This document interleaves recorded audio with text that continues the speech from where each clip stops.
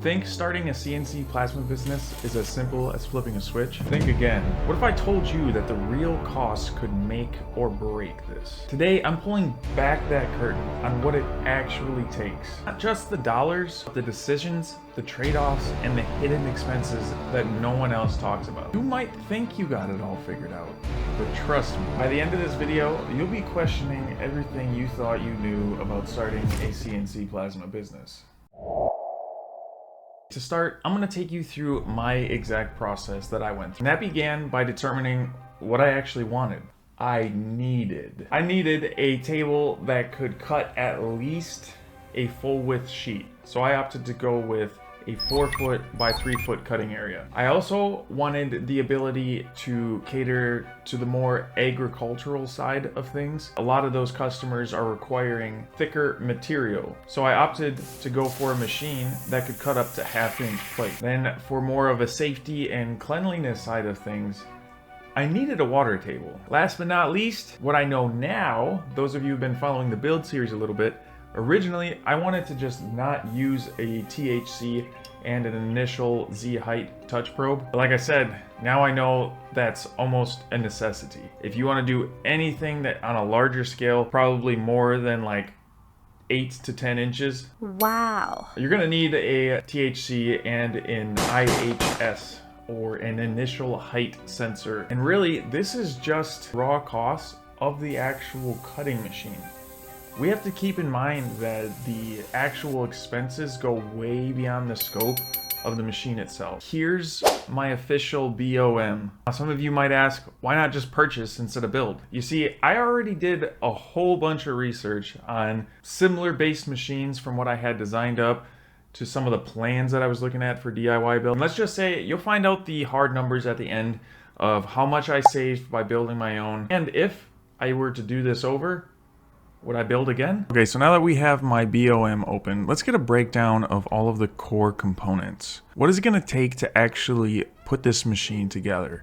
So we're looking at the motors, the controller, the frame or the materials, what the water table is going to cost, all of the other electrical components that are actually going to bring this machine to life. Okay, so we're going to start from the bottom up here, and that's with the raw material. So if we look at the BOM, we're going to need a few sticks of 2x2 16 gauge, 2.5, and probably some 12 gauge parts. It should be noted that I did use JD's garage plan to aid me in my build, but this BOM that you're looking at, some of the components might be used in their plan, some of it might not be. I pretty much just, like I said, used theirs as an aid, but then I built everything up from scratch. I have a lot of custom components, and a lot of the material I ordered was custom. This is mine, and I'm showing you guys through the steps that I had to take and what the actual cost to get there is. So, back to the BOM. You can see here that I actually had to order 24 foot sticks, and it should be noted that I didn't need this many. Here I used 3 sticks of 2x2x16 gauge, 24 feet long. No, I didn't actually use that. I'm pretty sure I used like 1.5, but it turned out to be cheaper for me to order 3 of them than to order them already cut to pieces. Then going to the thicker square tubing, I actually bought a full 24 foot stick, but I only ended up using like 12 inches of it. So believe that I probably could have sourced a little cheaper if I went to like a local weld shop, but at the same time I ordered this 2x2x16, I ordered the 2.5 by 2.5 as well, so everything showed up at the same time. The thing you see on here is this 4x4 by 1/2 inch 6061 aluminum angle. This was an after purchase. If you wanted to use the 3D printed material, you're more than welcome to, but I needed something more sturdy and more rugged that was gonna last quite a long time. So I opted to go with the 6061 angled aluminum. Just a little personal plug. These 6061 4x4 angled pieces will be up on my website soon, if not already by the time I have this video edited. The machinist is currently machining these, and I will have another set of these in stock up on my website. So if you guys would like to purchase that. So all in all, the total for the raw material came to about $255. Not half bad. Moving on, we're gonna go take a look at the hardware. I'm talking about your nuts, your bolts, anything that's needed to actually fasten anything together here. Pretty much all I did was chalk that up to about 50 bucks. I sourced all of my hardware through Menards or Home Depot, and I didn't feel like going back through the receipts and, you know, totaling everything up, but a good guess would be around 50 to like 75 bucks for the hardware. Next, a really large part of the cost comes from the actual electronics, the part that brings the machine to life. So if we're going down through this list here, again, a lot of this stuff is custom to my machine, so some of it you might not even need. Going through this, you got a bunch of wires, a ferrule crimping tool, probably don't need that. Along with that, you have your wire ferrule terminal kit, again, not needed. I have a bunch of panel mount connectors, the aviation connectors off of Amazon. These DIN rail mount terminal blocks, I think these are a must. Half of the machines that I've seen other people make have just been, the wires have just been thrown in there without any coordination or plan or idea of what's going to be happening, and this just makes everything look crispy. So let's look at some of the larger cost items for the electrical. If you can see right here, this 4-axis CNC router kit from Stepper Online, the largest cost you're going to see out of this is $229.95. If you're going to be building a full bridge like I did, you're going to need at least 2 steppers on the X or Y axis, and then 1 for the other axis. So that's at least 3 steppers you're going to need, and then, you know, your Z axis and whatever else you want to add on. So I bought the 4-axis in case something went wrong, so I had a backup. The next largest cost for me was my NEMA steel electrical cabinet. This needed to be water and dust proof for my shop. Obviously the metal box is much sturdier. So the total for all of the electrical components came down to a whopping $746.57. Could I have made that a lot cheaper? Yes. Did I want to skimp on some of the components, especially for the brains of the machine? No, you could probably do this for a lot cheaper. Right off the bat, if you don't want to go with the NEMA Enclosure, you're taking off $137. So on to the next. Next up, I just wanted to briefly touch on the Z-axis and the drive components. In my BOM, I have these separated because I feel like you can attack this from 2 different directions, depending on your needs. So the Z-axis, like I said, you might not need it. And as far as the drive goes, knowing what I know now, I would have spent way more money than what I did. So for the drive, we have a bunch of cheap bearings. What JD's Garage recommends you buy are some cheap Chinese versions off of Amazon. They barely hold a tolerance and they're super sticky. It was way more a pain in the butt than it should have been. If I would have bought some American-made quality bearings, the machine would have just been at that next level, you know? And I wouldn't just have this constant fear in the back of my head like, whoa, what if something goes wrong here and then boom. So next time I build one of these, if there's a next time, or for you guys, don't cheap out on these bearings here. Go with the more expensive ones. I feel like the machine would be that much better. I also went with a little bit larger timing belts for my Y-axis because it was going to be handling a little bit more torque, especially after I put that drag chain and the steel drag chain enclosure or support. So for the drive, I chalked up a total of $86.51. Like I said, I'd probably be willing to put closer to like $200 to $300 worth into that category, and that'd make me a lot happier than I am. So for the Z-axis, I literally didn't change anything. So I'm just gonna quickly, that's $68.24. What I'm gonna end up doing in the future is throwing that entire Z-axis away and probably buying a floating Z-axis from either eBay or there's a few CNC sites that offer a pre-built Z-axis, all made out of machined aluminum with a floating head and a magnetic breakaway for, like I said, about 300 bucks. Can't go wrong with that. But like I said, it's all gonna depend on where you are and where you wanna go. So the key takeaway here with these core components is when you're investing into this machine, you need to invest in quality parts, even though you're trying to do this on a budget. Okay, now we're gonna talk about something really important, and that is the hidden costs. So up until this point, I gave you guys a lot of what the actual machine is going to be costing, but what are some of the things that you're going to need to actually run the machine? Like one of the biggest things An air compressor. I ended up getting my air compressor off of Facebook Marketplace. I did some research and realized I needed to get a machine with a CFM of about 6 cubic foot per minute.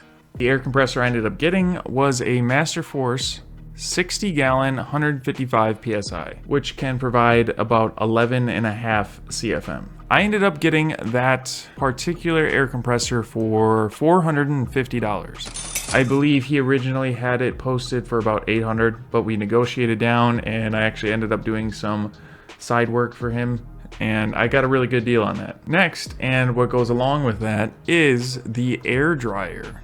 If you're running an air compressor, you're gonna have moist air that needs to be taken care of because these guys, for hypertherm nozzle and hypertherm electrode, I'm rounding a bit here, but these are about 10 bucks a piece. So 5 packs here, I'm looking at about $100 worth of consumables. Not cheap. And having moist or wet air deteriorates your consumables at a much faster pace than it would with dry air. Not to mention your cut quality goes through the roof. So this is something you really cannot skip. I got my air dryer, a 3-stage air dryer from Amazon for $119. I think it's been working relatively well for me. So if you'd like to check out something similar, see the description below. Going off of that, hidden costs, consumables.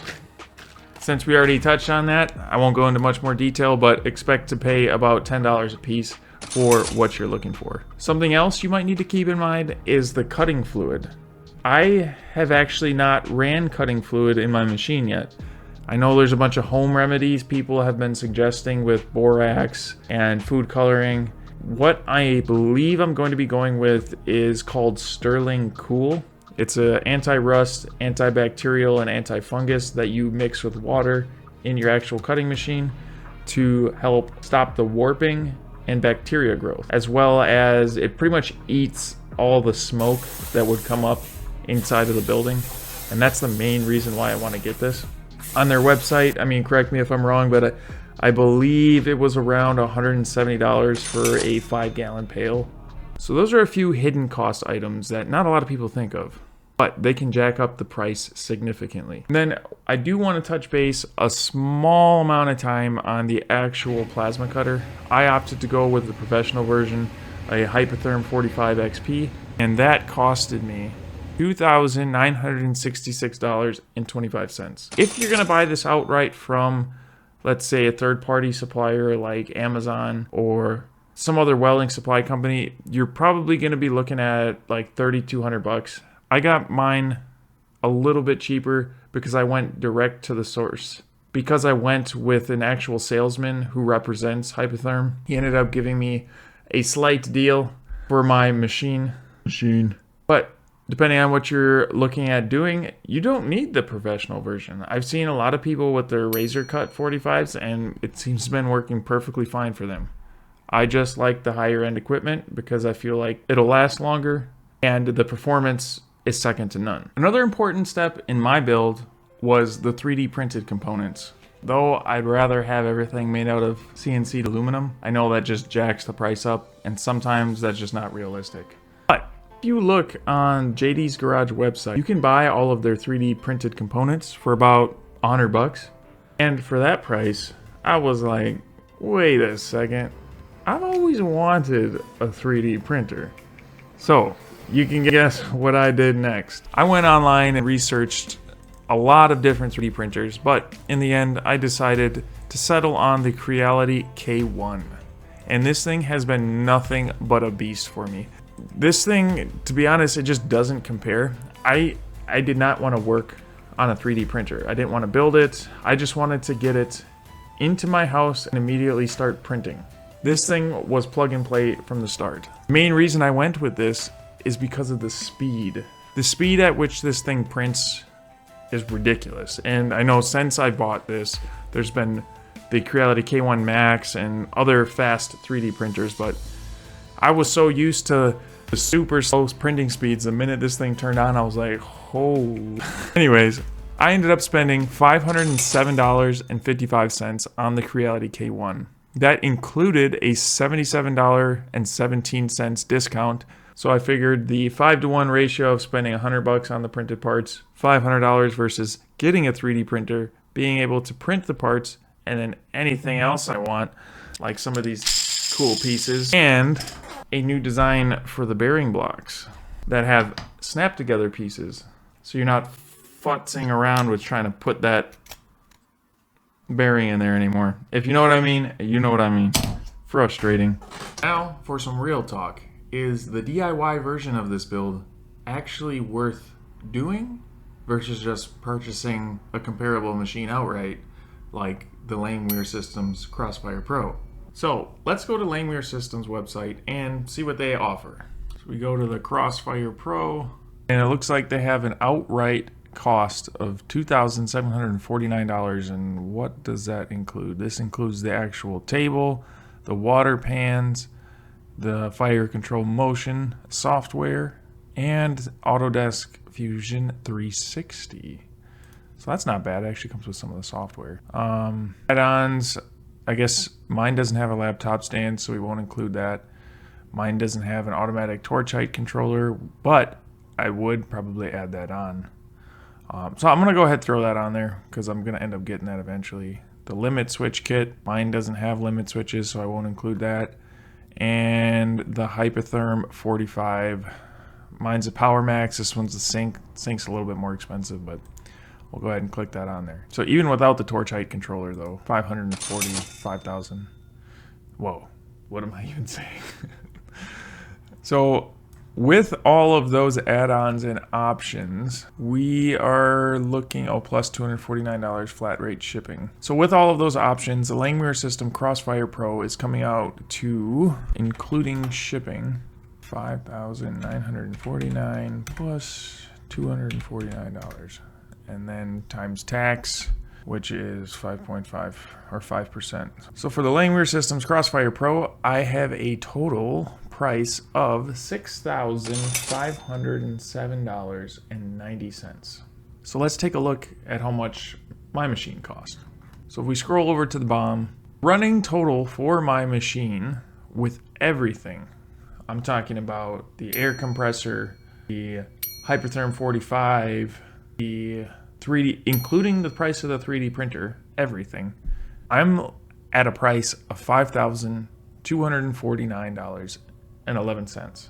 So right off the bat, I'm looking at like $1,200 in savings, including all of the extra stuff that doesn't come with the machine. So if we go a step further, my total minus all of the added machines, so that is minus the Creality K1 minus the Masterforce air compressor, came to a total of $4,291.56. So a side-by-side comparison with everything that you're going to need with just the table versus table. So if I were to just buy the Langmuir Systems table outright without the added machines, or you can build your own without the added machines, the total savings is about $2,216.34.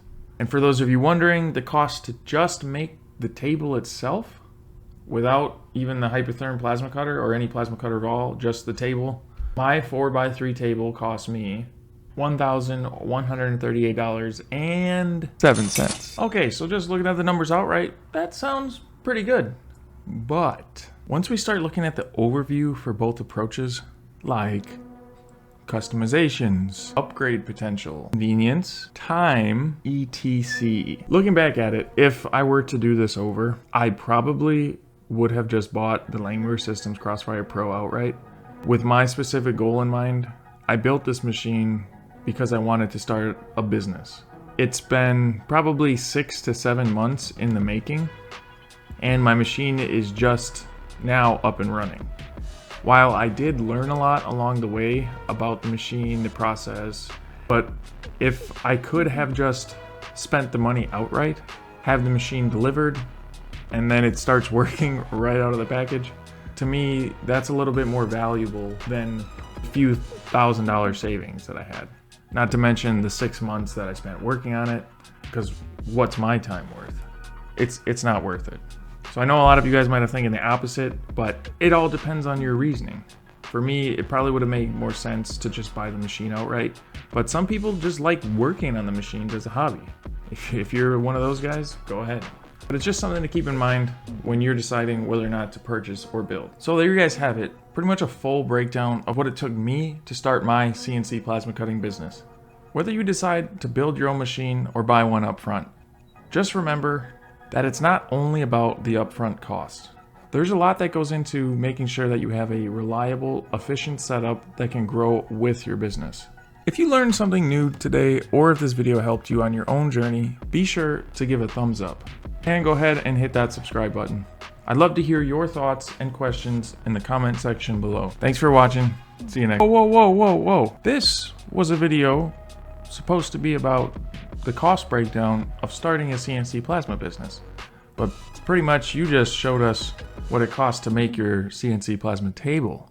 Well, if you'd like to learn all the costs associated with actually starting the business, stay tuned for the next video. That's where I'm going to dive into the intricacies of actually filing for your LLC and how much a pain in the butt that was. So, thanks for watching, guys. See you next time.